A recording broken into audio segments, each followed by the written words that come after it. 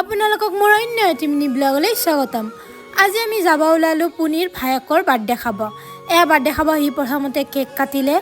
Cake check কটা হোৱাৰ পিছত প্ৰসাদ দিলে খাব। প্ৰসাদ খালোঁ আৰু ইয়াৰ কথা শুনকচোন। যিটো ষ্টাইলত কথা কয় গোটেইবোৰকে হুৱাইছে গাইছ। এইফালে চাহ খালোঁ, পায়স, কেক, লাল চাহ আৰু নিমকি। চাহ খাই লৈ ইফালে আকৌ আমাৰ গচিপ চলিলে। হাঁহি দেখিছেনে সিহঁতৰ? আমি গোটেইকেইজনী লগ হ'লেই মানে আমাৰ পাগলামিবোৰ আৰম্ভ হয়।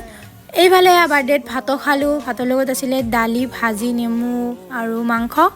সেয়া খাই ঘৰত আহিলোঁ। ঘৰত আহি টোপনি মাৰিলোঁ আৰু গধূলি খালোঁ কেক, ভুজিয়া আৰু আপেল। এইফালে লতিকাই লবৰ টেঙা জ্বালা পচলা কৰিলে। লবৰ টেঙাকেইটা দেখিবলৈ যদিও সৰু সৰু আছিলে কিন্তু খাবলৈ বহুত টেষ্টি আছিলে, বহুত মিঠা আছিলে।